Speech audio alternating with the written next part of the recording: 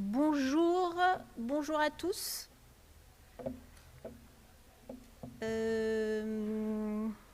Bonjour à tous et bienvenue à tous pour cette table ronde sur la mobilité décarbonée lors de la 8e édition des entretiens du cadre de ville. Je suis Valérie Aillot, responsable du développement et de l'ingénierie à la Chambre de commerce Paris-Île-de-France qui vous accueille aujourd'hui. Donc, je vais animer cette table ronde où 3 représentants de start-up vont évoquer leurs solutions pour une mobilité décarbonée. Alors, pour faire simple, qu'est-ce que la mobilité décarbonée? C'est une mobilité qui est plus respectueuse de l'environnement, donc moins émettrice de gaz à effet de serre, dont l'accumulation trop importante aujourd'hui perturbe le climat. En France, le secteur des transports reste le premier émetteur de gaz à effet de serre, avec 30% des émissions de dioxyde de carbone équivalent CO2. Viennent ensuite les secteurs de l'industrie, l'agriculture, le bâtiment. Donc c'est essentiellement le transport routier dans le secteur des déplacements et de voitures qui est responsable de cette augmentation. Et ce secteur donc, représente 74% des émissions de gaz à effet de serre totales des transports, donc le transport routier. C'est pourquoi, dans le cadre de son plan d'action, en mai 2023, le gouvernement a demandé au transport de faire un effort sur la réduction d'ici 2030 de ces émissions. Donc les défis sont colossaux. Aucune solution aujourd'hui n'est à écarter, et les start-up qui sont ici les représentants vous en parleront. Donc aucune solution n'est à écarter pour lutter contre le changement climatique. Parmi les solutions opérationnelles, on évoque l'électrification des voitures, la protection des modes actifs comme la marche ou le vélo, l'intermodalité, les carburants alternatifs, des transports publics ou du covoiturage. À ce propos, d'ailleurs, je vous invite à consulter les rapports que la Chambre de commerce a réalisés, à savoir nos élus chefs d'entreprise dans le cadre de la Commission de développement économique qui a produit des rapports sur la mobilité domicile-travail et les mobilités douces. Donc les solutions opérationnelles aujourd'hui sont foisonnantes. Elle mobilise à la fois des avancées technologiques, énergétiques, digitales, de l'innovation pour se passer des énergies fossiles, la création de nouveaux équipements et d'infrastructures, la sobriété aussi, puisqu'il s'agit de nous inciter à changer nos pratiques, à la fois de mobilité et d'usage. Aujourd'hui, la sobriété invite aussi les entreprises à repenser leur modèle d'affaires. Là aussi, au sein de la Chambre de commerce, nous avons publié une étude prospective sur la sobriété au cœur des modèles d'affaires de demain. Vous nous en parlerez certainement aussi, puisque c'est des réflexions que les entreprises en général tiennent énormément aujourd'hui. Décarboner donc la mobilité, c'est un défi passionnant. Il implique de trouver des solutions variées, adaptées à chaque territoire et aux différentes populations. La décarbonation ne doit pas conduire au repli sur soi, bien au contraire. Elle implique de travailler en écosystème. Les solutions qui seront présentées aujourd'hui, là aussi, vont vous en parler. Elle implique d'innover, elle implique d'adopter une approche plus holistique pour saisir la complexité, voire les paradoxes de cette décarbonation. Il ne faut pas oublier que certaines solutions offrent des avantages environnementaux, qu'elles peuvent aussi avoir des conséquences néanmoins néfastes sur d'autres domaines, et y compris sur des domaines écologiques. C'est dans ce contexte que nous donnons la parole donc à 3 start-up qui, chacune à leur manière, transforment la mobilité dans le sens de la décarbonation. MapLab avec Jean-Baptiste Chénaud, qui est donc une plateforme qui accompagne les entreprises et les collectivités territoriales pour repenser l'organisation du travail et la mobilité des collaborateurs. WISP avec Pierre Philbert, qui dispose d'une solution pour optimiser la régulation des feux de signalisation avec du machine learning et de la modélisation des transports. Donc, c'est une solution qui permet d'économiser 50% d'attente au feu et de réduire l'impact écologique, environnemental de la régulation. Et Carriole, donc avec Valérie Marchand, qui propose donc des utilitaires pour le dernier kilomètre en vélo, avec des machines intelligentes et une solution donc, qui relève de la cyclo-logistique dont elle va vous parler. Donc je vais vous donner la parole, vous aurez à peu près 15 minutes pour intervenir et puis nous laisserons un temps aux questions et aux réponses. Et merci d'être avec nous aujourd'hui. Alors nous allons commencer avec MapLab, Jean-Baptiste Chénaud. Pour les slides, oui, c'est ça.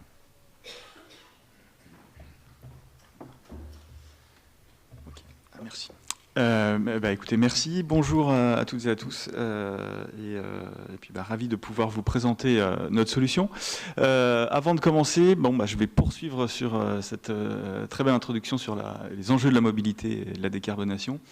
Mais la mobilité, c'est pas que des enjeux de décarbonation d'ailleurs, c'est aussi des enjeux économiques, puisque le coût de la mobilité ne fait que croître et va continuer à croître. Voilà, on estime qu'entre 2017 et 2027, son coût devrait augmenter de près de 30%. Pourquoi ? Parce qu'en fait, il y a une raréfaction des matériaux qui pousse vers une inflation forte. On le voit, il y a des pics pétroliers du fait du contexte géopolitique et qui font que, voilà, et puis l'actualité malheureusement nous le rappelle, la situation ne s'améliore pas. Et donc voilà, tout ça converge vers une hausse du coût de la mobilité. Il y a un contexte légal aussi qui est majeur, avec la mise en place des zones à faible émission, qui concerne près de 40% du parc automobile. Et puis aussi, si on regarde sous le spectre de l'entreprise et des employeurs de manière générale, des collectivités locales, il y a aussi la question de la demande des salariés, puisqu'on a près des 2/3 des salariés qui sont prêts à changer d'emploi pour se rapprocher de leur lieu de travail. Voilà, et tout ça pour aller vers la question de la décarbonation. Donc on l'a rapidement esquissé tout à l'heure, hein, le transport c'est près de 30% des émissions de CO2 et la voiture individuelle c'est 15%, donc c'est considérable. Et si on veut atteindre les objectifs de 2050 de zéro émission, il va falloir agir vite et fort dans un secteur qui peine à réduire ses émissions de CO2.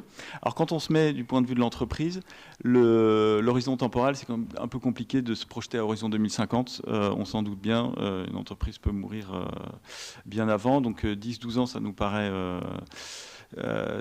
être un bon horizon temporel, et c'est un peu la même chose pour les collectivités locales, même si évidemment elles dureront jusqu'en 2050. On se doute bien que sur des questions de gestion des carrières, on va dire de manière générale, c'est aussi un horizon qui nous paraît adapté. Donc voilà, on s'est dit, regardons comment est-ce qu'on peut réduire de 50% les émissions de CO2 de ces déplacements à horizon de 2035. Donc c'est une question qui est complexe, qui a heureusement un certain nombre de solutions. Donc pareil, hein, ces solutions ont été rapidement esquissées. Il y a tout ce qui va tourner autour des changements d'usage vers des modes de transport alternatifs à la voiture individuelle thermique. Donc évidemment, transport en commun, vélo, les modes actifs, intermodalité, covoiturage, et puis après tout ce qui va jouer sur les motorisations, donc électriques, mais aussi biocarburants, etc. Ça, c'est le premier volet. Le deuxième volet touche, et là on va vraiment rentrer aussi dans d'autres formes d'usage, toute l'organisation du travail sur lequel il y a aussi des leviers considérables sur lesquels on peut jouer. Il y a tout simplement l'implantation immobilière d'entreprise, hein, quitte à se rapprocher des salariés. Donc quand je dis implantation, ça peut être multi-implantation. On peut avoir des bureaux satellites pour être au plus proche du domicile des salariés sans perdre une notion d'équipe. Il y a aussi la question des échanges de postes. Vous imaginez, voilà, vous êtes une structure multisite avec des salariés qui traversent la ville. Peut-être qu'en changeant certains postes, on va pouvoir rapprocher ces derniers de leur lieu de travail. Voilà, le télétravail. Et puis l'aménagement des horaires pour tout ce qui est la question des pics horaires des horaires du matin ou du soir, ouverture et fermeture de bureaux. Comment est-ce qu'on peut changer un peu ces horaires, aménager ces horaires pour éviter ces périodes de pointe et de fait éviter une émission de CO2 complémentaire. Le problème, c'est que là, je vous ai esquissé un certain nombre de solutions, c'est très bien, mais comment est-ce qu'on met en place la stratégie pour y arriver? Ça, c'est la vraie question. En tout cas, c'est la question à laquelle on souhaite répondre avec notre solution. Donc, c'est une plateforme SaaS, c'est un outil d'aide à la décision pour les employeurs et dont l'ambition est d'abord de faire un diagnostic des impacts des trajets domicile-travail, mais aussi professionnels, sur tout ce qui est temps de trajet, coût de déplacement, donc le pouvoir d'achat du salarié, l'empreinte carbone et l'impact sur la santé au travers de l'activité physique. Pourquoi? Parce qu'on en parle peu, enfin, à mon sens pas suffisamment, mais l'inactivité physique, pour donner un ordre de grandeur, tue autant de personnes que le tabac chaque année, donc c'est considérable et les projections ne sont pas bonnes du tout dans ce domaine-là. Et la mobilité est un vrai levier pour jouer dessus. Mais derrière ce diagnostic, l'idée c'est de pouvoir se projeter, de se dire bon, qu'est-ce qu'on fait, comment on le fait et quantifier ces projections. Et donc notre outil a vocation, à la manière d'un jumeau numérique, de simuler une autre mobilité, toute une autre organisation du travail. Et donc du lundi au vendredi, pour tous les déplacements du matin jusqu'au soir, on va regarder qu'est-ce qui se passe si je change le lieu de travail, si je change les horaires de travail, si je change les modes de transport et si je change les journées de télétravail. Voilà, de manière à avoir quelque chose de cohérent avec l'organisation de l'entreprise ou de la collectivité pour qu'on ait quelque chose qui fonctionne. Et à l'issue de cette simulation, on va pouvoir mesurer les bénéfices sur les 4 impacts dont je parlais tout à l'heure. L'intérêt, c'est aussi d'embarquer le collaborateur. Donc, on a une application qui permet aux salariés de remplir ses trajets, de remonter des informations sur ses freins et leviers au changement, ce qui va nous permettre de générer un plan d'action. Un plan d'action qui, si on veut qu'il soit pérenne et fonctionnel, doit pouvoir être challengé par les salariés. Et c'est là où on va quitter cette approche très quantitative qu'on a eue jusqu'à présent pour une approche qualitative avec l'usage d'ateliers de design thinking, de co-création. Voilà, faire appel à cette intelligence collective pour rendre pérennes ces plans d'action. Et puis évidemment derrière, c'est d'évaluer les bénéfices qui vont avec. Voilà, donc aujourd'hui on a travaillé avec une trentaine d'acteurs sur différents cas d'usage qui vont du plan de mobilité au choix d'implantation, en passant par des stratégies immobilières, etc. etc. Et voilà, et à chaque fois on a pu enrichir notre solution de manière à ce qu'elle puisse s'adapter à des situations spécifiques. Donc pour illustrer le propos, parce que évidemment on est un peu sur des généralités, je me suis dit, prenons un cas d'usage d'un de nos clients, enfin c'est pas un de nos clients, mais en tout cas qui relate une typologie de clients qu'on a, situé en zone rurale, donc extrêmement dépendant de la voiture individuelle, et qui du coup doit réduire ses émissions de CO2. Donc voilà, on a une entreprise basée à Val-de-Reuil qui émet près de 140 tonnes de CO2. Et pour laquelle les coûts de déplacement sont considérables pour les salariés et bon, après avec des temps de trajet qui sont moyens, d'ailleurs au regard de la moyenne nationale, donc il n'y a pas d'enjeu particulier, mais qui génèrent aucune activité physique. Donc voilà, c'est assez typique de la mobilité qu'on peut avoir dans un certain nombre de territoires en France. Et on va regarder comment est-ce qu'on peut jouer justement pour atteindre cette réduction de 50% des émissions à horizon 2035. Donc on va utiliser toutes les solutions qu'on a pu identifier au préalable et on va pouvoir faire un certain nombre de simulations et regarder, tiens, qu'est-ce qui se passe si je change le poste, qu'est-ce qui se passe si j'ouvre un nouveau bureau satellite, etc., jusqu'à temps d'arriver à cet objectif de moins 50% qui soit tenable pour l'employeur. Et l'idée, on le voit sur l'image, c'est qu'on va vraiment raisonner du lundi au vendredi, donc prendre tous les jours de la semaine et du déplacement du matin jusqu'au soir, de manière à vraiment être systémique dans notre approche et notre vision des choses. Donc voilà, à l'issue de ça, on va pouvoir obtenir un plan d'action. Donc ici, en l'occurrence, On va avoir la mise en place de forfaits de mobilité durable, des places de covoiturage, de bornes de recharge électrique. On va avoir, en fait, je crois que ce plan d'action doit illustrer, l'idée de ce slide, c'est de montrer qu'il n'y a pas une solution type, c'est qu'on va avoir tout un bouquet de solutions qui vont permettre à l'employeur d'atteindre ses objectifs, puisque le contexte et les spécificités de chaque collaborateur doivent pouvoir être prises en compte. Et voilà. Et donc, une fois qu'on a défini ce plan d'action, on va pouvoir mesurer certains bénéfices. Donc là, on a illustré au travers de 3 salariés, un qui va basculer vers l'intermodalité, l'autre vers le covoiturage. Enfin, un covoiturage presque intermodal, parce qu'en fait, l'idée, c'est qu'il puisse se rendre à vélo chez son collègue pour ensuite faire son trajet, et puis un échange de postes. Et on voit à chaque fois qu'il y a un gain économique qui est loin d'être neutre. Et j'insiste un peu là-dessus parce qu'à mon avis, c'est un peu le nerf de la guerre si on veut réussir cette transition. C'est d'avoir vraiment une approche héroïste, entre guillemets, que ce soit au niveau du salarié mais de l'employeur. Et un peu à tous les leviers. Il n'y a pas que le coût, il y a aussi des impacts sur sa santé. Là, en l'occurrence, on a une petite perte de temps de trajet, mais voilà, qui est compensée par le reste. Dans d'autres cas, on pourra avoir des bénéfices sur les temps de trajet. Donc c'est aussi ça qui doit être regardé. Et quand on regarde de manière un peu plus large, on voit que les bénéfices sont assez vastes et touchent différents segments de l'entreprise. On va avoir à la fois la question des RH et qui est fondamentale dans cette période de tension sur le marché du travail, qui est autour de la marque employeur et donc la capacité à réduire le risque de turnover, facilité à réussir les négociations annuelles, puisque je rappelle, la loi LOM oblige tous les employeurs de plus de 50 salariés à intégrer la mobilité dans les négociations annuelles.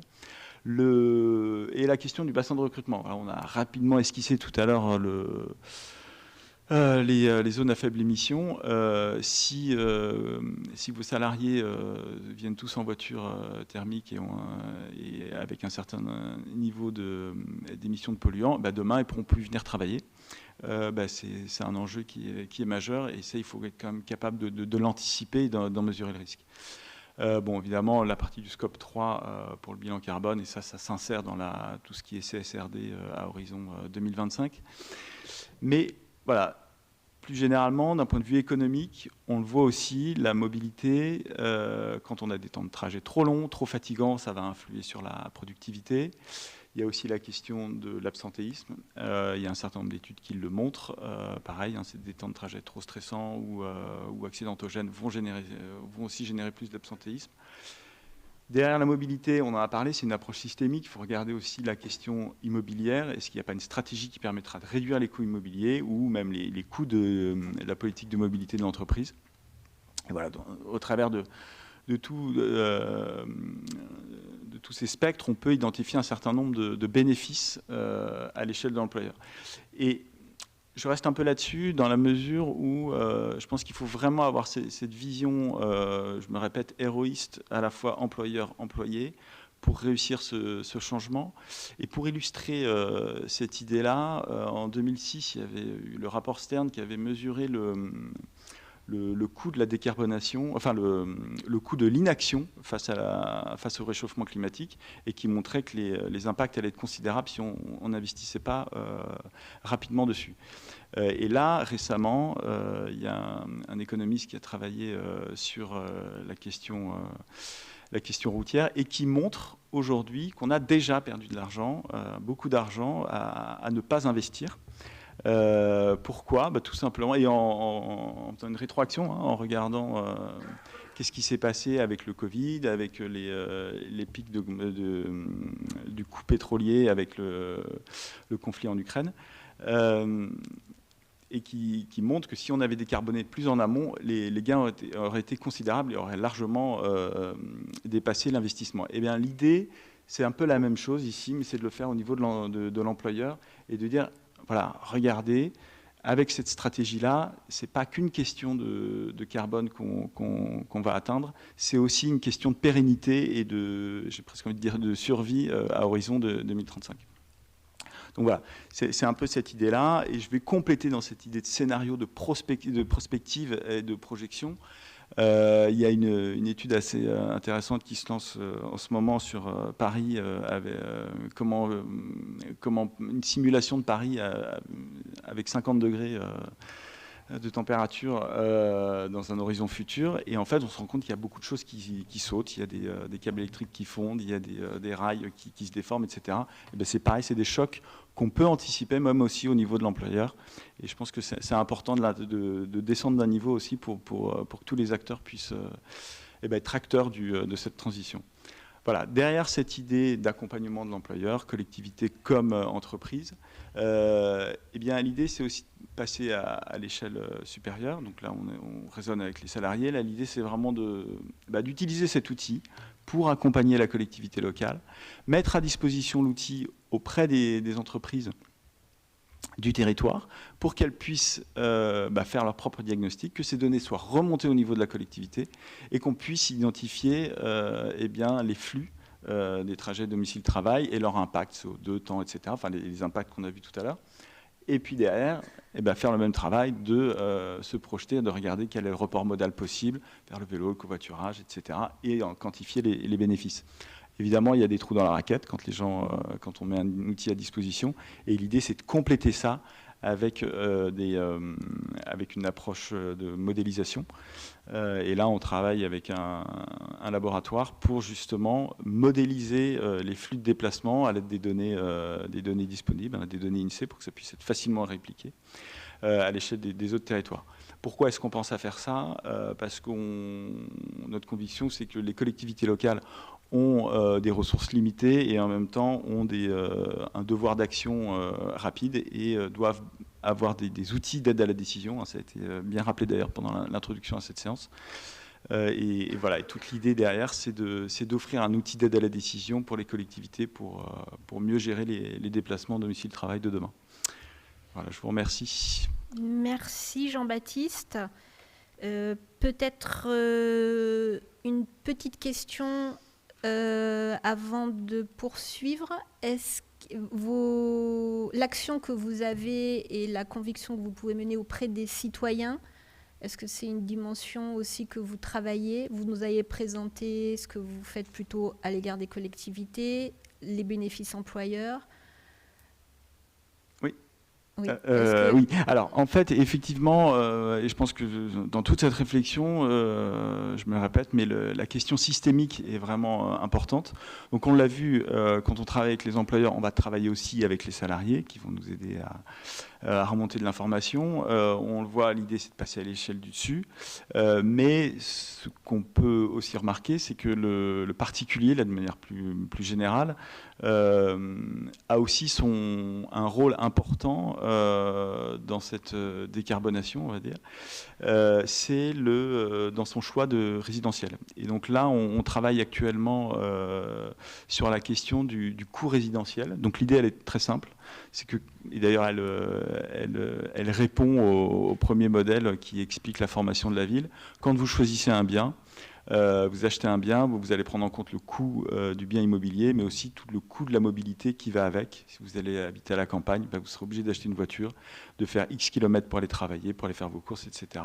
Si vous habitez dans l'hypercentre, eh bien, vous pourrez utiliser le transport en commun et le vélo, et du coup, ça vous coûtera sans doute beaucoup moins cher. En revanche, évidemment, le prix du bien immobilier n'est pas du tout le même. Et donc voilà. Et donc l'idée derrière, c'est d'offrir une aide à la décision aussi au niveau du particulier pour qu'il puisse faire un choix de manière éclairée, en regardant le coût de cette mobilité, non pas d'ailleurs uniquement à horizon actuel, mais aussi à horizon futur, parce que demain le ménage peut s'agrandir avec des enfants qui vont à l'école, etc. Donc comment est-ce qu'on peut comptabiliser ce coût global de la mobilité qui va avec ? Merci. Est-ce que vous avez une question avant qu'on continue ? Non, on pourra les prendre après. Donc, on va continuer. On poursuit le déroulement du PowerPoint. Donc, Pierre, c'est à vous avec WISP. Merci.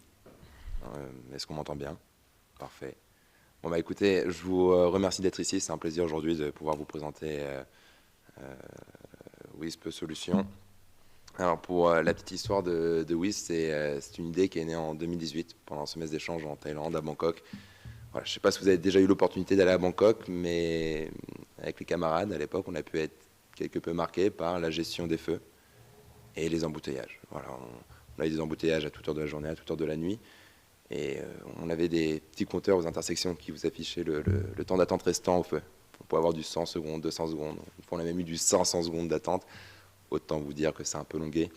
Et on est rentré en France, on y restait 2 années d'études et on a décidé de travailler sur cette problématique-là en combinant de l'intelligence artificielle. À l'époque, l'objectif n'est pas de monter une entreprise, mais de monter en compétence sur la partie intelligence artificielle pour avoir un beau CV à la sortie de l'école. Et c'est ce que j'adore sur ce projet-là.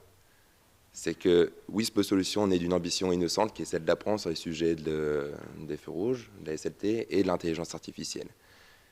Et petit à petit, au fil du temps, WISP a fait son bonhomme de chemin. On s'est retrouvé à rencontrer des investisseurs, des industriels, mais surtout des territoires. On s'est rendu compte qu'il y avait quelque chose à faire et on l'a fait. Aujourd'hui, on a une dizaine de clients en France autour de services que l'on peut proposer autour des mobilités connectées. Aujourd'hui, voilà, quand j'ai commencé cette entreprise, j'étais seul et une de mes grandes fiertés aujourd'hui, c'est d'avoir pu rassembler des talents, mes 2 associés, dont Timothée qui travaille quotidiennement sur la partie technique et Didier qui nous a rejoint il y a un peu moins d'1 an maintenant pour travailler sur la partie commerciale, tout simplement. La raison d'être de WISP, c'est de s'attaquer aux 3 défis majeurs de l'immobilisation du trafic urbain, à savoir santé, économie et surtout écologie. C'est la raison pour laquelle on se lève tous les matins et qui nous donne envie d'aller voir les territoires et de leur vendre nos solutions. Alors, en quoi ça consiste exactement? On va commencer par un petit schéma simple. Vous avez différents types de mobilités qui vont arriver à une intersection ou à un groupe d'intersections. Et parmi ces mobilités-là, vous allez avoir des mobilités connectées. Nous, on se charge auprès de différents fournisseurs de récupérer les données des mobilités connectées sur nos serveurs. Une fois qu'on a ces données-là, on les traite avec une intelligence artificielle et toutes les 5 à 10 secondes, on va venir dire au feu rouge, là, maintenant il faut que tu passes au vert, au rouge, etc. Tout ça nous permet de prendre en compte 2 choses. La première, ça va être l'encombrement de la chaussée en temps réel. Et la deuxième, ça va être les politiques du territoire, car on s'adapte aux politiques du territoire. Ce qui est très intéressant, c'est au commencement de WISP, on allait voir les territoires en leur disant on va fluidifier le trafic sur vos routes. On s'est très vite fait taper sur les doigts parce que l'objectif n'est pas que là. Fluidifier le trafic n'est qu'un cas d'usage, en fin de compte. Mais on peut faire bien plus que ça. Si on peut fluidifier, on peut aussi la bloquer sur certains axes. On peut aussi donner la priorité à différents types d'usagers. Et c'est ce qu'on va voir tout de suite. Je vais passer cette partie-là. Avant de vous présenter les différents types de cas d'usage, ce qu'il faut comprendre, c'est que la SLT aujourd'hui, la signalisation lumineuse tricolore, je vais me contenter de dire les feux rouges. La gestion des feux rouges aujourd'hui est un milieu coûteux et chronophage parce que ça nécessite pour les territoires d'effectuer des études de circulation pour comprendre comment la chaussée est utilisée, d'installer des capteurs et de s'occuper de la maintenance de ces capteurs, puis derrière de mettre à jour ponctuellement le fonctionnement de ces feux en fonction des aléas type des vacances scolaires, des travaux sur la voirie qui vont venir modifier, perturber l'utilisation de la chaussée, etc., etc. Ce que l'on propose au territoire, c'est de s'affranchir de ces 3 parties-là, en s'appuyant uniquement sur les données des véhicules connectés. Alors, c'est quoi un véhicule connecté exactement? Un véhicule connecté, c'est un véhicule avec une carte SIM bridée à l'intérieur, qui envoie de l'information en temps réel, en temps réel aux constructeurs automobiles. Et cette carte SIM-là, elle est obligatoire depuis 2018 de par la législation européenne, ce qui fait que quotidiennement, vous avez un parc automobile qui se renouvelle avec de plus en plus de véhicules connectés. Qu'est-ce qu'on récupère comme information? On va récupérer la position, la vitesse et la direction des véhicules. C'est le minimum vital pour alimenter notre intelligence artificielle que l'on développe depuis 2018. Ce qui est intéressant, c'est qu'au-delà de ces données-là, on peut récupérer aussi la motorisation du véhicule, si le territoire souhaite prioriser les véhicules électriques, le nombre de personnes dans le véhicule grâce aux boucles de ceinture, si le territoire souhaite prioriser le covoiturage, la vitesse moyenne, la consommation moyenne sur les 5 dernières minutes, si le territoire souhaite prioriser certains types de comportements sur la chaussée. Et voilà, ce ne sont que quelques exemples qui montrent un peu la diversité à laquelle on peut s'attaquer aujourd'hui dans la gestion des feux rouges. Au-delà des véhicules légers, un des gros enjeux, ça va être les transports en commun. Donc, on peut récupérer les données de bus via datagouv.fr, via les capteurs terrain, si le territoire souhaite que l'on utilise les capteurs terrain. Voilà. Et au-delà des transports en commun, il y a aussi les mobilités douces, avec les vélos, les trottinettes et les piétons. Aujourd'hui, on axe l'utilisation de capteurs terrain. On va venir valoriser ces données-là auprès des territoires. Notre objectif sur du moyen long terme, c'est d'utiliser les données des téléphones portables pour encore une fois proposer une solution qui permet au territoire de s'affranchir de l'installation, de la maintenance des capteurs, de mise à jour ponctuelle, enfin bref, toutes ces parties-là qui, comme je vous le disais tout à l'heure, sont coûteuses et chronophages. Grâce à la BPI, on a pu développer une interface que l'on met à disposition des territoires, leur permettant un contrôle total sur la gestion de leur feu une fois que WISP est installé. Que permet cette interface? Eh bien, elle permet tout simplement d'activer et de désactiver le fonctionnement WISP à tout moment. Ça rassure le territoire, ça donne cette sécurité à tout moment, même si elle n'est pas vouée à être utilisée. Le deuxième point, c'est d'être autonome sur la gestion des priorités. Voilà, le principe de la priorité, c'est que dès lors qu'on le donne à un usager, on ne peut plus la donner aux autres. Et si aujourd'hui on met en place une stratégie, notre objectif, c'est que les territoires soient autonomes pour changer de cap si elles le souhaitent. Et enfin, ce que permet cette interface, que permet WISP, c'est grâce aux données des véhicules connectés que l'on utilise pour gérer les feux rouges, eh bien, c'est de capitaliser sur ces données-là pour proposer des études de circulation à l'échelle des intersections. Voilà ce que l'on propose aujourd'hui sur ce service dédié aux feux rouges. On a eu la chance donc d'assez rapidement commencer avec un déploiement avec Vallée Sud Grand Paris sur les villes de Clamart et Malakoff, sur 3 intersections. On est très fiers de ces résultats. Au moment où on avait commencé en étant étudiant, on avait beaucoup d'incertitudes sur ce qu'on allait être capable de faire. Oui, sur nos simulations, on arrivait à faire gagner du temps. Oui, théoriquement, on arrivait à économiser du CO2. Mais via ce déploiement-là, on a pu le montrer. Il y a beaucoup d'informations ici. Je vous propose de vous concentrer sur la deuxième ligne du tableau. Et je ne sais pas si ça vous parle actuellement, et c'est quelque chose qui va plus parler certainement aux gestionnaires de voirie, c'est le temps économisé par usager.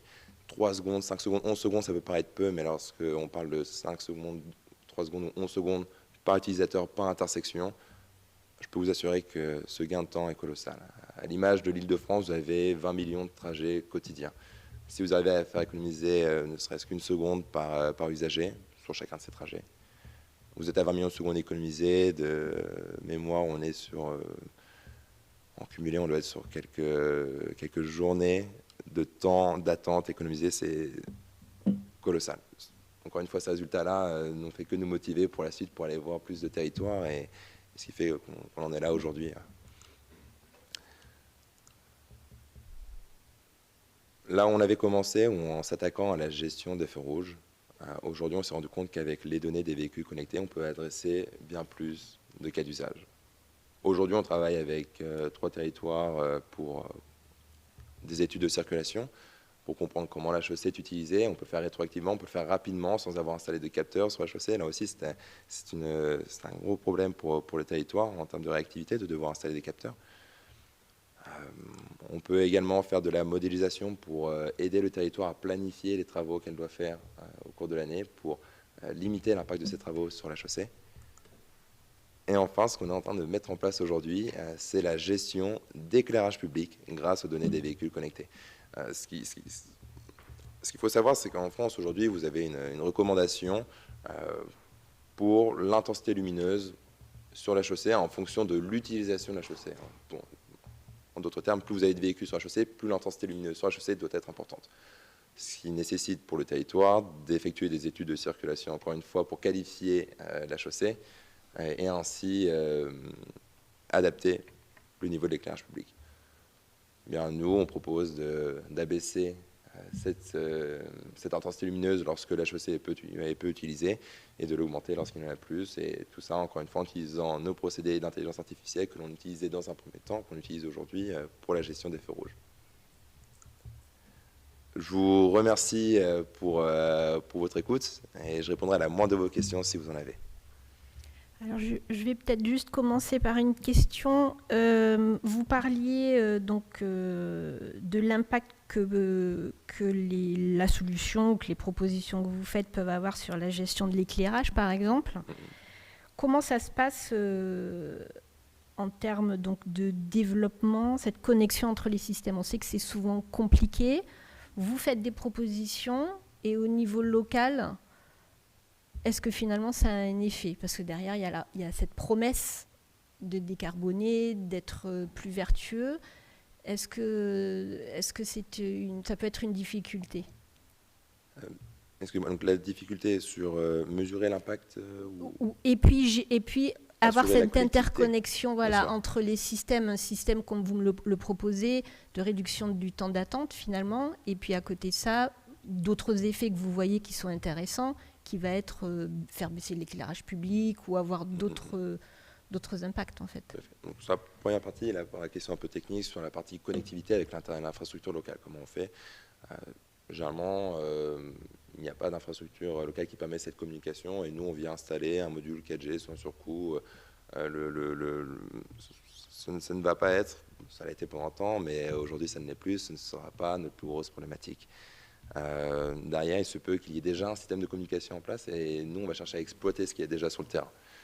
Notre objectif n'est pas de pousser à tout prix notre boîtier, notre module, etc. Non, l'objectif, c'est de faire mieux avec l'existant. Maintenant, sur la partie mesure du gain de CO2, où la première vision de WISP, on disait, pour réduire les émissions de CO2, il faut que les véhicules passent le moins de temps possible, on va fluidifier la circulation routière, etc.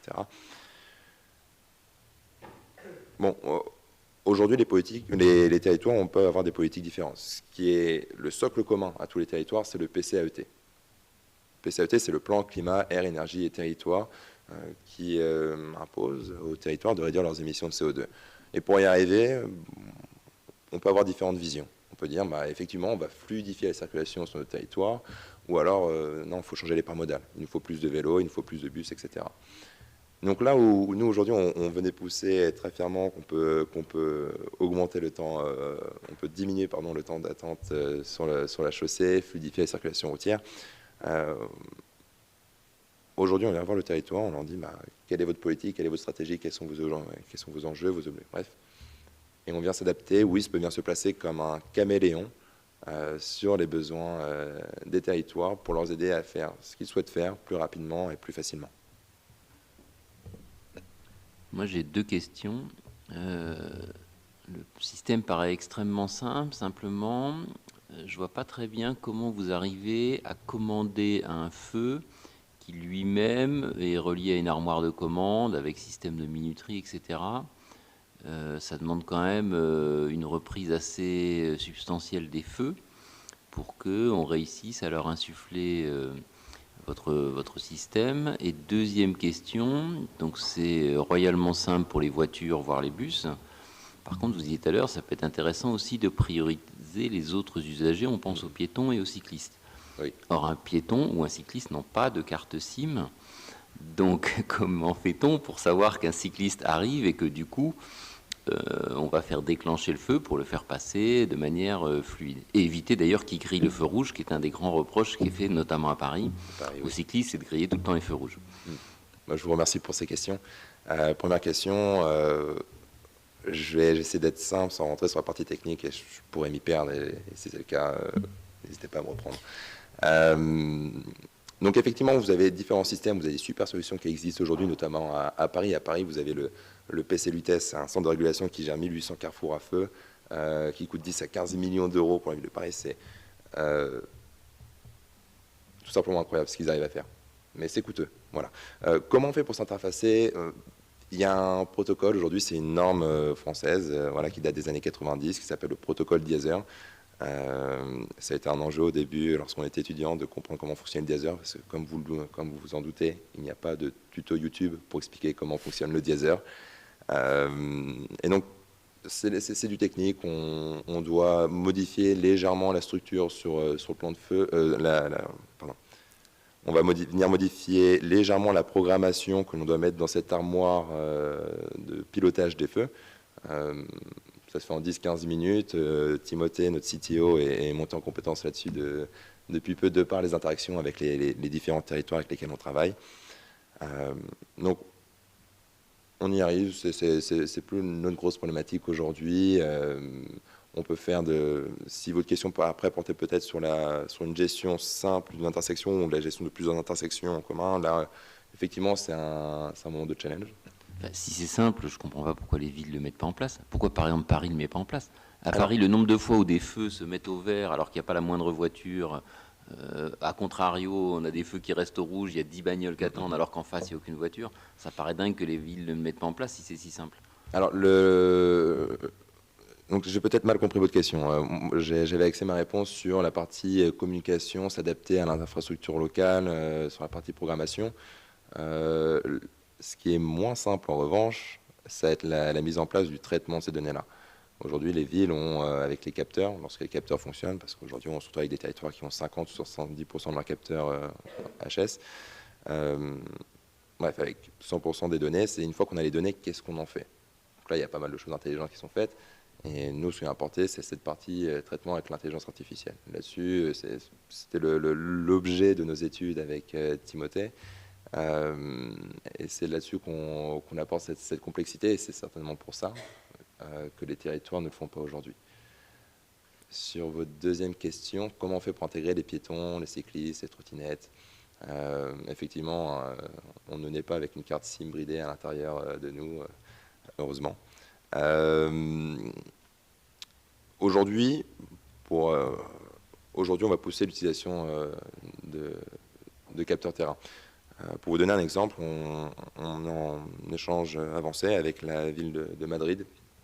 Madrid qui a de grosses problématiques pour la gestion piétonne, tout simplement parce qu'ils ont des gros axes et qu'ils ont des piétons qui respectent le feu rouge. Donc ça devient important pour le territoire de gérer intelligemment le timing, le temps de feu pour les piétons. Sur ce cas d'usage-là, Madrid, dans nos discussions, propose d'installer des caméras pour avoir l'information, 100% des informations sur la partie piétonne. Nous, notre plus gros challenge, effectivement, sur la partie piétonne, cycliste et trottinette, c'est de récupérer l'information. Mais dès lors que le territoire propose des solutions pour récupérer l'information, nous, sur la partie traitement, c'est notre compétence. Et là-dessus, on peut venir apporter des contraintes supplémentaires dans nos simulations. On va peut-être poursuivre et on gardera une minute à la fin de la présentation de Valérie pour les questions. Donc Valérie Marchand pour la société Cariole.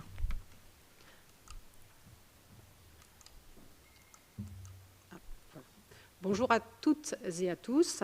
Merci pour l'intérêt que vous portez à nos solutions ce matin. Donc justement, dans la continuité de ce qui a été évoqué ce matin par les précédents intervenants, on parle effectivement des problématiques pour limiter les émissions de carbone dans les villes. Et on va dire que Cariole a aussi des solutions qui répondent à cet enjeu.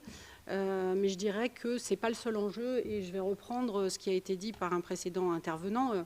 On parle d'enjeux écologiques, mais on parle aussi d'enjeux économiques, parce que je pense que c'est aussi comme ça qu'on arrive à mobiliser, malheureusement, mais c'est un fait.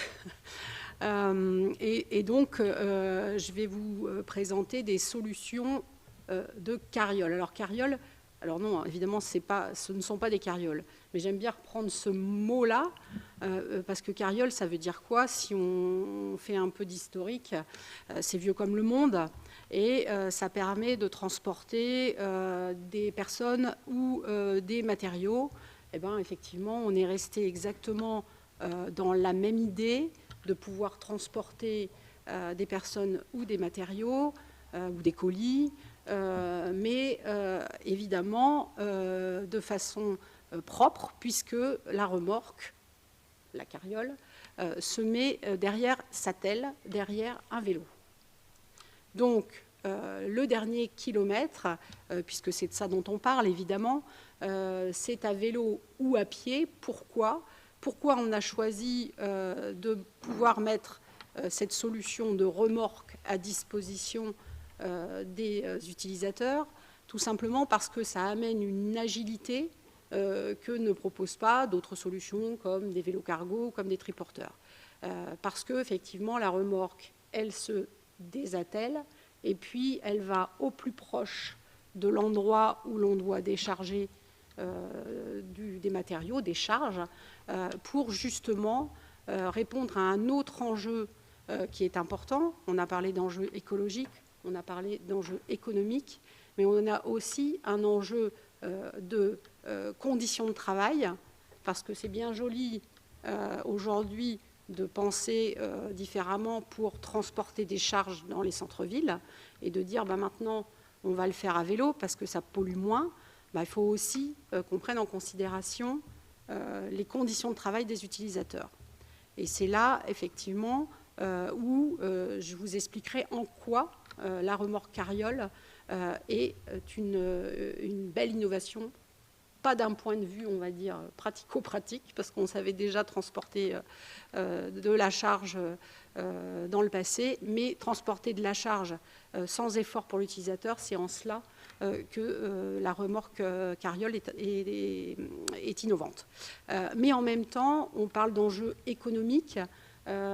Donc proposer des solutions à des logisticiens, par exemple, en leur disant tu vas remplacer ton véhicule utilitaire par une remorque attelée derrière un vélo, ouais, c'est vrai que c'est pas si simple, même si on lui dit c'est bien, c'est bon pour la planète.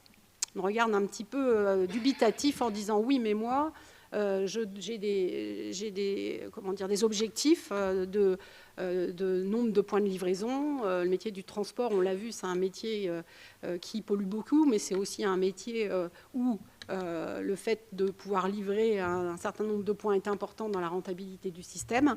Donc la remorque que l'on a voulu, que l'on propose, est une remorque qu'on appelle le poids lourd de la cyclo-logistique, puisque l'objectif, c'est vraiment de s'approcher d'un emport, d'une capacité d'emport d'un véhicule utilitaire et en même temps pouvoir se faufiler jusqu'au dernier mètre avec l'agilité d'un vélo. Pourquoi ? Évidemment, on sait tous que les villes sont surchargées et finalement, notre solution est intéressante parce que, au fond, on arrive à faire plus de points de livraison avec le vélo et la remorque associée plutôt qu'avec les véhicules utilitaires. Pourquoi ? Tout simplement parce qu'on passe sur des pistes cyclables. Nos véhicules sont homologués pour passer sur les pistes cyclables et donc on n'a pas, pour l'instant, de bouchons sur les pistes cyclables et on arrive effectivement à cocher les cases du ROI en même temps que toutes les cases dont on vient de parler. Alors, là, vous voyez sur le slide la photo d'un des derniers véhicules que l'on vient de sortir, puisqu'on parlera de la gamme juste après, puisqu'au fond, nos solutions, on les construit systématiquement avec des clients en fonction de leurs besoins de livraison dans les centres urbains. Et si on parle des centres urbains, qu'est-ce qu'aujourd'hui on livre avec des véhicules utilitaires ? Eh bien, on livre des colis, on livre des enveloppes, mais on livre aussi des palettes, on livre des produits frais. Donc, l'idée, c'est vraiment d'avoir des solutions à toutes ces... Vous parlez de médicaments aussi, médicaments pour les hôpitaux. Exactement, des médicaments. Enfin, voilà, donc on est vraiment dans la gamme que je vais vous présenter juste après, à l'écoute des besoins des transporteurs, des logisticiens, des retailers, des collectivités, parce qu'on fera évidemment un focus sur les besoins des collectivités pour réussir à proposer des solutions alternatives aux véhicules utilitaires. Donc 350 kg de charge utile, c'est en cela qu'on dit qu'on est une solution, le poids lourd de la cyclo-logistique, puisque jusqu'à 350 kg de charge utile, à vélo ou à la main, on en a déjà parlé, mais surtout, c'est ce qui fait la spécificité, sans aucun effort. En fait, on a un brevet mondial qui est déposé avec un capteur d'effort qui est dans le châssis de notre machine qui permet effectivement de compenser la charge qui est à l'intérieur de la remorque. Et c'est en cela, effectivement, qu'on offre une solution qui permet de cocher la case de l'écologie, de l'économie, mais aussi du respect des conditions de travail des utilisateurs. Quand on parle de la gamme, donc vous le voyez, finalement, on a une gamme qui a été construite au fur et à mesure du travail avec nos clients qui nous ont partagé un usage. On est vraiment proche d'un véhicule automobile, puisque vous voyez le premier matériel qui s'appelle le custom, c'est un châssis. Et finalement, c'est un châssis qui va ensuite prendre des modules différents en fonction de l'usage qui est nécessité par l'activité de notre client. Le pick-up, c'est une version ouverte. Le fourgon, c'est 1,3 m3 jusqu'à 350 kg. La frigorifique, c'est du transport de produits frais, des plateaux repas dans les villes. Avec Aion, on vient de le voir sur la photo précédente, on est sur de la livraison de palettes. Et puis le dernier né, le fourgon XL, le grand frère du fourgon, mais qui peut accueillir jusqu'à 2 m3 de volume.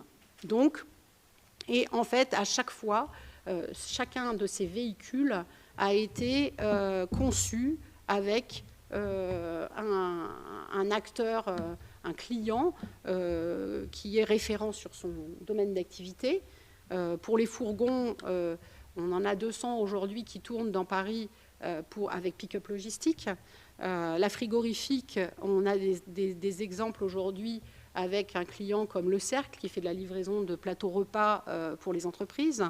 Et puis avec Aion, on a travaillé avec DB Schenker pour le transport de palettes. Et quel modèle vous nous montrez à l'extérieur dans le jardin? Alors effectivement, vous aurez, pour ceux qui le souhaitent, l'opportunité en tout cas de venir tester ce fameux capteur d'effort, parce que c'est difficile, on peut en parler, mais il faut tester, il faut essayer. Donc je vous invite à venir essayer de donner de l'impulsion sur cette machine, et ça va être assez waouh. Et aujourd'hui, par exemple, si on parle des cas d'usage, et plus spécifiquement des collectivités, par exemple, actuellement, nous travaillons avec la ville de Paris, avec la fonctionnelle plus précisément, donc qui est en charge de la propreté de la ville, pour réussir à mettre en place une solution qui permette de collecter des déchets. On a fait un test durant la technoparade avec le véhicule pick-up, d'ailleurs, qu'on est en train d'adapter pour les usages de la fonctionnelle, et qui ça sert de pilote en fait pour les JO, puisque effectivement il y aura besoin de récolter des déchets, mais il y a des véhicules qui ne seront pas permis sur ce site. Donc on est en train de travailler avec eux pour mettre en place des véhicules qui seraient adaptés. Valérie, je me permets de vous couper parce qu'il y a une question qui m'apparaît tout de suite, et peut-être que d'autres la partagent, c'est mais est-ce que les vélos sont électriques pour tirer les carrioles? Ouais, alors en fait on peut faire les deux. En fait, parce que 350 kilos, c'est quand même pas rien. Ouais. Alors en fait, on peut avoir un vélo musculaire, on va dire, devant la carriole, ou un vélo électrique. Alors évidemment, quand on veut remplacer des véhicules utilitaires, quand on est sur de la productivité, le combo du vélo électrique avec la remorque, il est quand même beaucoup plus facile, beaucoup plus ergonomique, parce que de toute façon, c'est le vélo qui donne l'impulsion à la remorque. La remorque ne pousse pas le vélo, la remorque suit le vélo. Heureusement que la remorque ne pousse pas le vélo, hein, vous l'avez bien compris. Donc la remorque fonctionne à l'impulsion du vélo. Donc du coup, si vous avez des pentes, il faudra quand même toujours pédaler pour réussir à monter la pente. Et si la remorque s'adapte derrière, pour autant, c'est quand même le cycliste qui donne l'impulsion. Donc le combo du vélo électrique pour une utilisation intensive est quand même un meilleur combo. On a aujourd'hui plus de 1000 véhicules en circulation, plus de 160 clients. Vous l'aurez vu, les usages, les clients sont très variés. des grands logisticiens, bien évidemment, ça fait partie de nos clients majeurs, mais pas que. On vient de parler de la ville de Paris. On a aussi pas mal de mairies qui se sont équipées avec soit des fourgons ou des pick-up pour tous les services d'entretien. Donc c'est un usage qui est important également chez nous. On parle de solutions, et dans solutions, on a bien évidemment aussi toute une dimension service qui est très importante, parce que même si on pense que tout le monde sait faire du vélo, eh ben, c'est pas si vrai que cela, parce qu'il y a des bonnes pratiques, et la partie sécurité sur un vélo, à partir du moment où on tracte quelque chose derrière, même si on ne le sent pas, et d'autant plus si on ne le sent pas, eh bien, il y a un accompagnement qui est majeur et important pour assurer la sécurité des personnes qui l'utilisent, et c'est évidemment un service que l'on propose chez Carriol, en complément des véhicules, bien évidemment. Un autre petit focus qui est important, nous sommes une société, une start-up française, et il nous tient à cœur, évidemment, vous l'avez compris, on conçoit, on fabrique et on assemble en France. Nous sommes présents, notre usine est présente dans le Lot-et-Garonne, on a 4500 mètres carrés de surface, où on a 3 lignes de production, et nos lignes de production, sur ces lignes de production, on a été accompagnées par Renault. Tout ça, tout à l'heure, je vous faisais un parallèle avec vraiment des véhicules automobiles, et on a travaillé avec eux sur notre châssis pour avoir un châssis effectivement qui soit un châssis robuste et qui permette d'atteindre les objectifs de ROI et économique de la plupart de nos clients. Enfin, effectivement, notre usine est située en France, mais pas que. Nous utilisons des pièces, au maximum des pièces françaises, et des sous-traitants, 100% de nos sous-traitants sont également basés en France. C'est un élément qui nous semble essentiel, bien sûr. Et pour finir, des chiffres, mais ce n'est pas le plus important. Tout ça pour dire qu'on a 7 ans d'existence, on est une 60aine de personnes, on a 15 personnes qui sont dédiées à la recherche et au développement, donc ça vous donne un peu une idée justement de l'agilité qu'on souhaite avoir pour travailler avec nos clients par rapport à des cas d'usage qui arrivent dans les villes pour faciliter ces opérations de livraison, que ce soit des livraisons de matériaux, de colis ou de personnes. Je parle de personnes parce que, effectivement, si vous connaissez Bim Boum à Paris, eh bien, c'est qui fait du transport de personnes à petite échelle, mais c'est un taxi avec une base roulante qui est une base roulante Carriol. Donc, ça, c'est concret. Et puis, un taux d'indisponibilité qui est inférieur à 2%.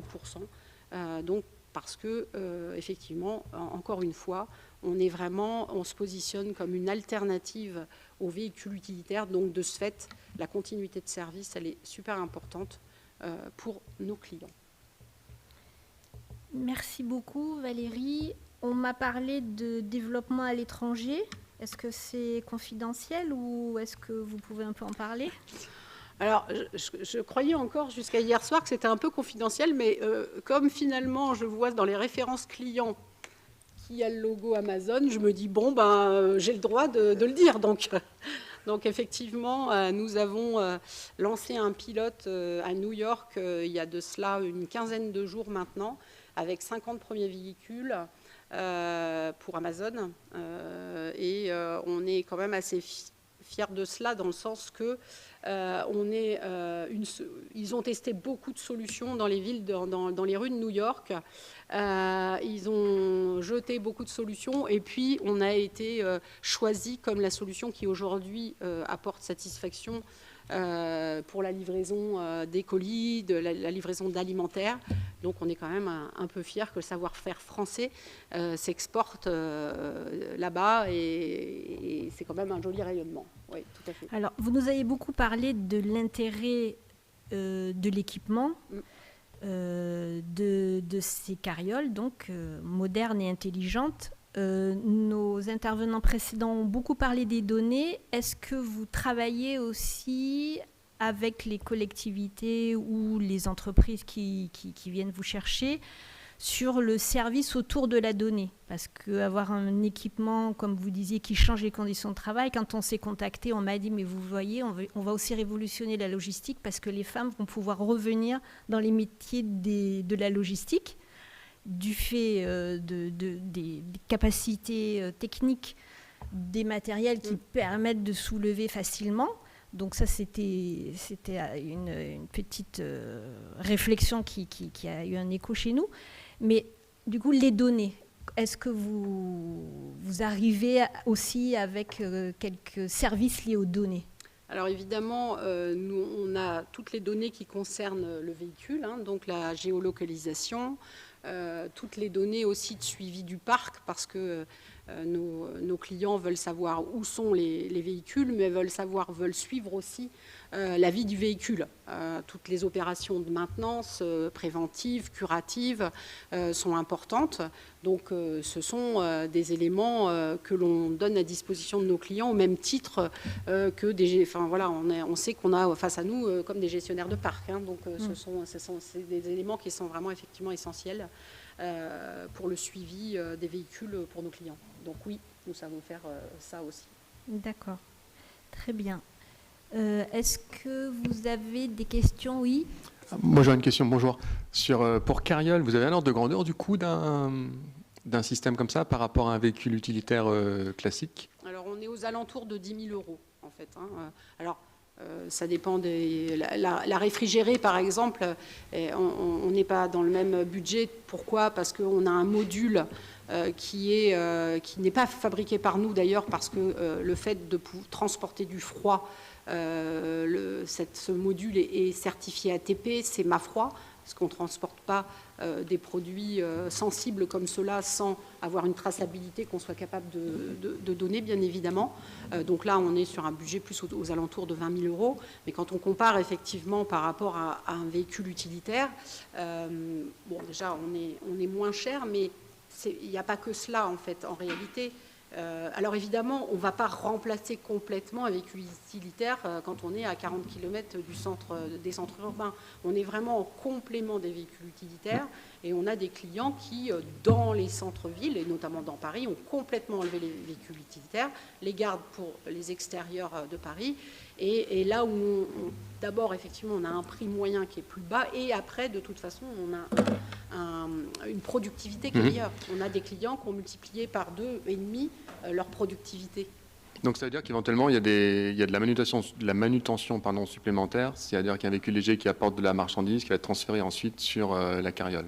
Alors effectivement, on a des enjeux de foncier pour nos clients, en tout cas qui font des gros volumes, c'est-à-dire qu'on a souvent des porteurs qui viennent apporter la marchandise la nuit dans le hub urbain. On récupère bien souvent des parkings qui sont moins utilisés aujourd'hui et qui sont aujourd'hui utilisés et dédiés à de la cyclo-logistique.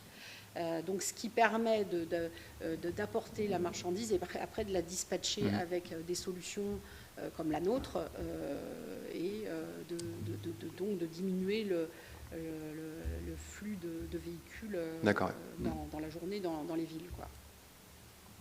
Merci. J'avais une autre question, si je peux. Oui, allez-y. C'était pour WISP. Alors, j'ignorais qu'il y a des cartes SIM qui étaient bloquées dans les véhicules produits depuis 2018. Je suis surpris que vous ayez accès à ces données en temps réel, en tout cas suffisamment rapidement pour pouvoir prendre la décision de faire passer un feu au rouge en l'espace de quelques secondes. Donc ça, c'est ma première question. Vous pouvez nous expliquer un peu comment ça se passe? Et la deuxième partie, c'est, je crois qu'on doit vendre à peu près en France 2 millions de véhicules par an. Donc c'est-à-dire qu'on a 2 millions de véhicules qui sont équipés de cette carte SIM. Donc si c'est depuis 2018, ça doit nous faire, entre 2018 et maintenant, ça nous fait 6 ans.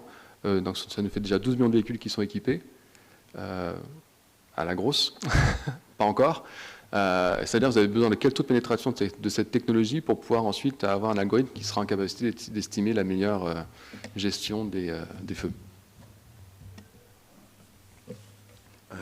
Première partie sur la partie réactivité.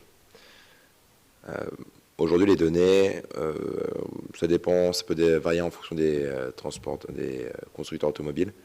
Vous avez de la donnée qui est remontée toutes les 3 secondes et que nous, vous avez de l'information toutes les 3 secondes par usager que l'on récupère toutes les 15 secondes. Donc pour nous, c'est suffisant pour prendre une décision toutes les 5 secondes. Et n'importe qui peut avoir accès à ces données? Non, enfin aujourd'hui on les achète. On les achète auprès des constructeurs automobiles. D'accord, donc n'importe qui peut avoir accès à les données moyennant l'achat. Moyennant l'achat. D'accord. Et c'est des données, on peut identifier la motorisation, la localisation, le nombre de passagers dans la voiture? Ça peut aller plus loin aussi. Ouais, non, mais Vous pouvez avoir 70 attributs par véhicule. D'accord. Donc ça peut être assez précis. C'est une mine d'or pour les assurances, ça? Comment? C'est une mine d'or pour les assurances? Oui, ouais, bah, tout à fait. Vous avez beaucoup de services qui commencent à naître aujourd'hui sur la partie assurance. Nous, la grande différence avec les entreprises qui travaillent sur les services pour assurance, c'est qu'on travaille sur de la donnée anonymisée. Donc vous avez un identifiant par véhicule qui va changer toutes les... Et encore, ce timing va varier d'un constructeur automobile à un autre, qui va varier toutes les 5 minutes, toutes les 20 minutes, parfois toutes les heures. Voilà. Et donc nous, derrière, on récupère les différentes sources de données, on harmonise tout ça et on récupère le strict minimum pour ce qui nous intéresse. Maintenant, la deuxième question sur... oui. C'était la pénétration du marché par rapport à ce que votre technologie tient base principalement sur la présence, les données constructeurs qui viennent de ces véhicules équipés de cartes SIM. Et donc, vous avez besoin d'une certaine pénétration du marché pour que votre algorithme puisse tourner convenablement. Je me demandais quel était c'est un ordre de grandeur de aujourd'hui cette pénétration. À partir de 5% de véhicules connectés sur le territoire, on arrive à faire aussi bien, voire légèrement mieux que ce qu'il y a sur le terrain. Enfin, en tout cas, que les intersections sur lesquelles nous avons travaillé. Maintenant, sur la partie renouvellement du parc automobile, en Europe, le parc automobile met une dizaine d'années à se renouveler. Depuis 2018, un peu plus de 5 ans, on devrait être au-delà des 50% de véhicules connectés sur le territoire français. La réalité, c'est qu'on est en dessous de ça. Aujourd'hui, on est plutôt dans les 30% de véhicules connectés, et c'est dû en partie à la crise des microprocesseurs pendant la crise du Covid. Voilà, donc la réponse, à partir de 5% de véhicules connectés, on est bon. Merci à vous. Oui, je vous en prie, vous pouvez allumer votre micro. Oui, c'est aussi une question pour WISP. Soit j'ai pas bien compris, soit il m'a semblé que votre solution, que votre offre de service était plutôt sur le traitement de carrefours ponctuels. Vous avez parlé de 3 exemples, 3 carrefours que vous aviez traités.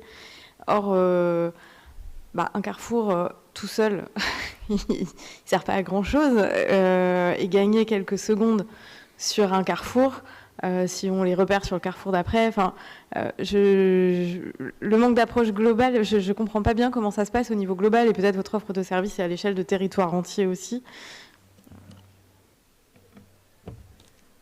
Merci beaucoup. Il y a beaucoup de choses à dire. Première étude, 1, 2, 3. L'utilité principale d'un carrefour à feu aujourd'hui, c'est d'assurer la sécurité des riverains. Si derrière on peut mettre de l'optimisation, tant mieux. Mais c'est ce que cherchent à faire aujourd'hui les territoires. Cette remarque, on l'a eu à plusieurs reprises. Quelle est l'utilité de gagner 3 secondes sur un carrefour si derrière il faut le reperdre derrière? Et lorsqu'on nous pose cette question, nous on demande la différence entre la gestion sur un carrefour ponctuel, ça s'appelle la micro-régulation, sur plusieurs carrefours on appelle ça de la macro-régulation. Lorsque les territoires nous posent cette question, de dire quel est l'intérêt de gagner 3 secondes pour le reperdre sur l'intersection d'après, c'est de dire quelle est la gestion actuelle. Est-ce que vous êtes sur de la micro ou de la macro-régulation? Le plus souvent, c'est qu'on met de la micro-régulation sur les territoires parce que c'est beaucoup plus simple, moins coûteux à mettre en place. Deuxième point, cette histoire de gain de 3 secondes, elle ne vaut que si le territoire est dans cette optique de faire gagner du temps aux usagers et si on est dans ce cas d'usage-là. Et dernier point, on peut faire de la gestion de la macro-régulation. Donc là, aujourd'hui, nous avons un déploiement sur 50 ans en Yvelines pour gérer 4 intersections à la fois. Et je pourrais après rentrer un peu en détail sur la partie technique. C'est une partie tout bonnement passionnante. On va mettre une intelligence artificielle par carrefour qui vont communiquer entre elles certaines informations pour avoir une stratégie globale pour que sur l'ensemble de ce périmètre-là, on diminue le temps d'attente passer à l'intersection. Si encore une fois, le territoire le demande. Est-ce que vous avez une dernière question? Nous arrivons à la fin de la table ronde. Peut-être une question pour vous, chacun d'entre vous. Si vous aviez un un rêve, quel serait-il aujourd'hui, ou quel défi vous faudrait relever, que vous souhaiteriez atteindre? Peut-être Jean-Baptiste, d'abord. Vaste question. Moi, je pense que en tout cas, le défi dans mon cas, hein, c'est vraiment c'est un défi comportemental. C'est que les acteurs, hein, tous les acteurs, hein, de la collectivité au particulier, au-delà de la prise de conscience, se sentent acteurs du changement. Et voilà, et soient prêts à avancer dans ce sens-là. Je pense que, de notre point de vue, c'est le facteur clé. Et n'hésitons pas à aller utiliser MapLab pour regarder quels sont nos impacts. Voilà, exactement. Et donc, du coup, non, mais voilà. Donc, effectivement, si on est acteur du changement et qu'on a envie d'avancer, bah, après, il y a des outils qui peuvent vous aider. Pierre. Oui, 2 objectifs plutôt personnels liés à l'entreprise. Le premier, c'est via WISP Solutions de recréer de l'emploi du milieu dont je suis originaire, à savoir Verdun, la Meuse. Voilà, c'est plutôt personnel. Et le deuxième objectif plutôt personnel, pour moi, ce serait de boucler la boucle, à savoir installer WISP Solutions à Bangkok. À Bangkok. Oui. Après New York, Bangkok. Exactement. Voilà, Valérie. Je crois qu'on a quand même tous un objectif pour des enjeux autour de rendre les villes un peu plus vivables, en tout cas plus agréables à vivre. Je dirais que donc c'est quand même un peu ça qui nous anime. Et puis c'est aussi de rendre accessible, on le disait tout à l'heure, on parlait du travail des femmes. Alors, je ne sais pas si par rapport à la pénibilité, soit, mais aussi de rendre accessible à des gens qui n'ont pas le permis, en fait. Hein. C'est aussi un autre... parce que nous, on donne la possibilité à des chauffeurs, entre guillemets, ou des cyclistes, en fait, hein, de travailler sans permis. Donc, je pense que c'est aussi des solutions un peu inclusives. Donc, je dirais que voilà, ça nourrit ces 2 enjeux de rendre la ville plus vivable et puis favoriser l'inclusion en général. Ben merci. Sur cette conclusion, je vous souhaite un bon appétit, une bonne après-midi et nous allons nous diriger vers la prochaine étape, donc autour d'un buffet déjeuner. Voilà. Merci beaucoup. Merci. Au revoir. Merci.